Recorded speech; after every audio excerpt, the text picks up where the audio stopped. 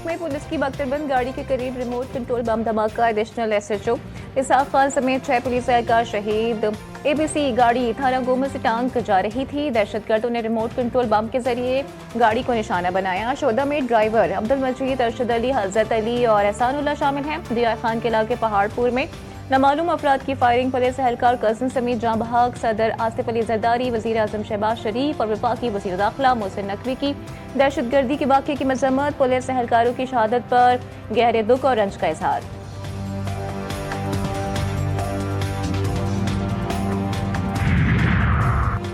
सदर मुमलिकत आसिफ अली जरदारी ने Islamabad local government ordinance पर दस्तखत कर दिए। कौमी असम्बली के 3 हलकों की सतह पर 3 टाउन कॉरपोरेशन बनाई जाएं। टाउन कॉरपोरेशन का 1 मेयर, 2 डेप्यूटी मेयर्स होंगे। हर टाउन कॉरपोरेशन में यूनियन काउंसिल की तादाद का तयन वफाकी हुकूमत करेगी। हर यूनियन काउंसिल 9 जनरल काउंसलर्स 4 मखसूस नशस्तों पर मुश्तमिल होगी। कॉरपोरेशन की मुद्दत 4 साल होगी।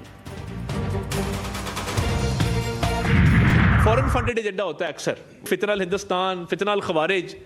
ये कौन सा इस्लाम है कि भारत से फंडिंग लो और आके यहाँ पे धमाके कर दो। अफगान हुकूमत जाके हर दूसरे दिन भारत में जाके उनसे कोई मुज़ाकरात करते हैं। भाई किस बात के मुज़ाकरात? ये दिन ब दिन ये एक्सपोज होते जा रहे हैं फितनल हिंदुस्तान और फितनल खवारिज कि हमने दहशतगर्दी का हर सूरत खात्मा करना है। दहशतगर्दों का इस्लाम, इंसानियत और पाकिस्तान से कोई ताल्लुक नहीं। हम दुश्मन अनासिर भारतीय फंड्स लेकर पाकिस्तान में धमाके करते हैं। अफगान हुकूमत हर दूसरे दिन भारत में जाकर मुज़ाकरात कर रही है। कौमी पैगाम अम कमेटी कॉन्फ्रेंस से वफाकी वज़ीर इत्तलात तथा तारुफ का खिताब कहते हैं कौमी पैगाम अम कमेटी का सेक्रेटेरिएट का क़याम अमल में लाया जा चुका है। मुल्क में अम के लिए उलमा का अहम किरदार है। कौमी पैगाम अम कमेटी कल पेशावर का दौरा करेगी। खैबर पख्तूनख्वा में 13 साल से आपकी हुकूमत है, आपने क्या किया है? रिश्वत देने वालों में खैबर पख्तूनख्वा में उन सरकारी अफसरान में एक रेस लगी हुई है। झूठ और ऐसा झूठ कि जिसका कोई हिसाब नहीं है। एक फेक सोशल मीडिया के जरिए अपने गलत कामों को अच्छा बना के पेश करते हैं। KPK में 13 साल PTI की हुकूमत के बावजूद गवर्नेंस नाम की कोई चीज नहीं। सूबे में करप्शन उरूज पर है। अफसरान में रिश्वत की दौड़ जारी। तहरीक इंसाफ करप्शन को जुर्म नहीं समझती। वजीर आजम की कोऑर्डिनेटर इत्तलात KP इख्तियार वली की गुफ्तगू। उन्होंने मजीद कहा कि सूबे में अमन व अमान की सूरत हाल मखदूश है। तालीम का निज़ाम तबाह हो चुका, कोई नया मनसूबा नहीं बनाया गया। और सवाल यह है कि 13 साल में अवाम के लिए क्या हासिल हुआ। एक फसाद ग्रुप की हमेशा कोशिश रहती है मुल्क में अनारकी पैदा की जाए। हर नया साल मुल्क के लिए नई खुशखबरियां ला रहा है। वज़ीर इत्तलात पंजाब तहरीक इंसाफ पर बरस पड़ी। असबा बुखारी का कहना था कि फितना ग्रुप पाकिस्तान को अदम इस्तेहकाम का शिकार करना चाहता है। फसाद की कोशिश होती है कि पाकिस्तान को नुकसान हो। 9 मई को पेशावर हंगामों में PTI बराह रास्त मुलव्वसी सुहेल आफिदी के कारकुनों की जानिब से कल मीडिया की गाड़ियों पर पथराव किया गया। कौमी असम्बली में कायदे इख्तिलाफ के तकर्रुर का मामला। तहरीक इंसाफ का वफ्द आज स्पीकर कौमी असम्बली अयाज सादिक से मुलाकात करेगा।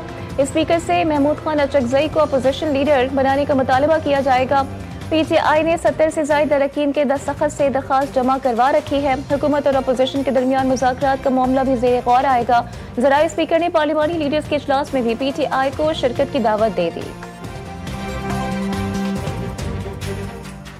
अमरीकी सदर का दोखला चेहरा, मुज़ाकरात और धमकियां साथ साथ ईरान के खिलाफ सख्त ऑपरेशन का इंदिया, फौजी कार्रवाई और साइबर हमले भी शामिल। डोनाल्ड ट्रंप कहते हैं कि ईरान मुज़ाकरात करना चाहता है, उनके लिए इंतजाम कर रहे हैं। ईरानी अपोजिशन लीडर्स के साथ राबते में हैं। ईरान में इंटरनेट बहाल करने के लिए इलॉन मस्क से बात करूंगा। ताहम सदर ट्रंप ने यह भी कहा कि अमरीका को मुलाकात से पहले भी कार्रवाई करना पड़ सकती है।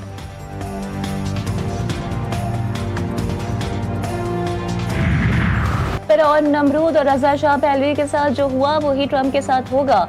ईरान के सुप्रीम लीडर आयतुल्लाह खामनाई ने कहा है कि अमरीकी सदर इक़्तिदार के उरूज पर जालिमों के भयानक अंजाम को नहीं भूलें। ईरानी सदर मसूद पेशकियान का कहना था कि किसी गैर मुल्की को कौम में इंतशार के बीच बोने की इजाजत नहीं देंगे। ये दोनों हमारे लोगों को कह रहे हैं कि हम तुम्हारे साथ हैं, जाओ और तखरीबकारी करो। अमन व अमान खराब करने वालों से सख्ती से निपटेंगे। अमेरिका और इसराइल के खिलाफ मज़ाहिमत में शहीद होने वालों की याद में ईरान में 3 रोज़ा कौमी शोक का ऐलान। लाखों अफराद की हुकूमत के हक में रैलियां, बड़े पैमाने पर मुजाहिरे, अमेरिका और इसराइल के खिलाफ नारे, तेहरान के आज़ादी चौक पर बड़ा इज्तिमा, कई शहरों में लाखों लोग सुप्रीम लीडर आयतुल्लाह खामनाई की हिमायत में सड़कों पर आ गए। अवामी यकजहती और बैनुल-अक़वामी सतह पर मौक़िफ़ का इजहार। रत्तो देरो में डाकुओं का पुलिस एहलकारों की वैन पर हमला, डाकू मोबाइल फोन, नकदी और कीमती सामान लूट कर फरार। डाकुओं के कुछ अफराद को अगवा करने की कोशिश, जबकि मुतासिरीन ने भागकर जान बचाई। हैदराबाद में सेफ सिटी प्रोजेक्ट के तहत कैमरे ताहाल न लग सके, कैमरे की कमी के बाद जराइम की वारदातों में इजाफा। शहरी कहते हैं ई चलान के कैमरे तो लगते ही फाल हो गए थे, सेफ सिटी कैमरों की तनसीब क्या जरूरी नहीं।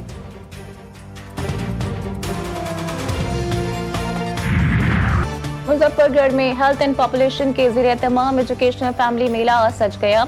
मेले में मुख्तलिफ तफरीही आइटम्स बच्चों की खुसूसी तवज्जो का मरकज बन गए। फ्री मेडिकल कैंप, तफरीही games, magic show, cultural show और बहुत कुछ जिनकी तलबा को तलाश थी।